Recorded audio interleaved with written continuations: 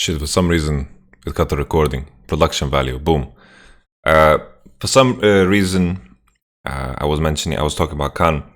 So Khan has gone under the radar because he's surrounded by these superstars. And when we, every time when we talk about SKT, it's been Klid's performance, Faker's performance. Khan, I think, has had a very good tournament. And I think he has a champion pool to counter someone like VG. Sure, when we talk about opposition in Splyce's group, I mentioned before that the opposition was weak. I think Gimgoon's performance was very underwhelming. I think Gimgoon had that good Mordekaiser game, and I think Gimgoon was very inconsistent in his performance, and I think that's very important as well. FPX left a lot to desire, and they didn't perform as well as they did in their own regional league. And that's why I'm holding reservation about Splyce and their top laner coming into this specific matchup. Because I think even though Splyce did a lot better in the group than I expected, their group is still a relatively weak group in comparison to some of the others. SK Telecom and some of their weaknesses, I wanted to go through that as well. SKT in their group stage performance didn't show a lot of proactivity. They were playing a very controlled style where, for example, the first game against Fnatic, they managed to shut them down completely because they got lane advantages. Akali into GP, they managed to push. They put down vision, they put down wards, they put down, enough vision to suffocate enemy Rek'Sai in completely because they were so strong in lanes. And then eventually they just realized that we outscaled so heavily because we have a Kayle and a Tristana and a Akali. A lot of dangerous picks that just scale so well, and this is where SKT want to be always.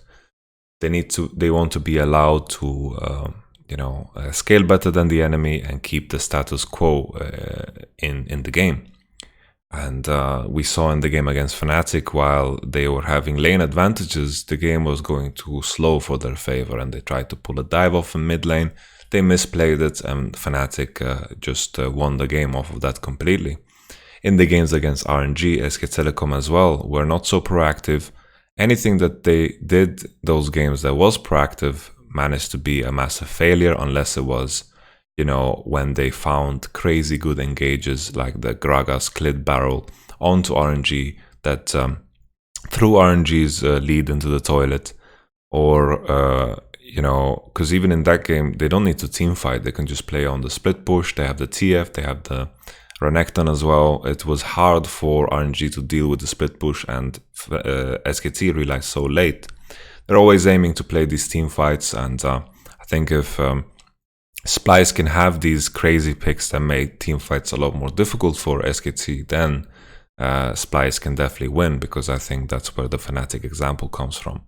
It was difficult to team fight your way out of a situation where the enemy has the Veigar and you're playing these champions that need to commit onto space. So the Veigar pick was definitely very interesting. But of course, there's a limit to how many champions you can pick. There's a limit to how much you can do.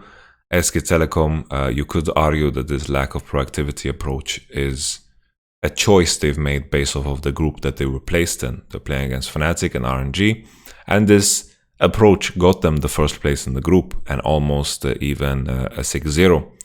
So this could be a question of approach, and maybe coming into quarterfinals or semifinals, SKT will kick in a whole different gear where they, where they straight up freaking just play a full early game around Faker. They play a 2v2 mid that is stronger than anyone's, because that's the expectation I had from SKT when I looked at them in their own region. In the LCK, they were the strongest 2v2 mid that I saw and that I expected coming into this tournament, but that has not been so visible, besides maybe the Camille and Elise game that SKT played, but that was against a weaker opponent. So I have to see how SKT grows out of this lack of proactivity shell. I think they can do it. I don't think they have to reveal too much. But of course, if SKT maintain this methodical approach where they let the enemy be proactive, I think they're not looking like a tournament winner. But in this particular matchup, I think it's fine to continue the same way.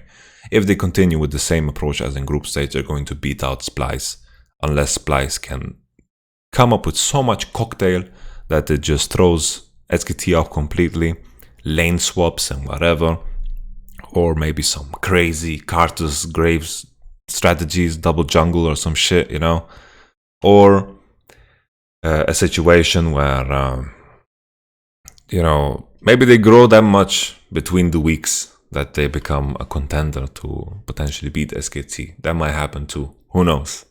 Because Splyce has grown already. But that summarizes my thoughts about this matchup. I'm predicting SKT 3-0. It's only natural to do so. I'm going to put Splyce in my prayers.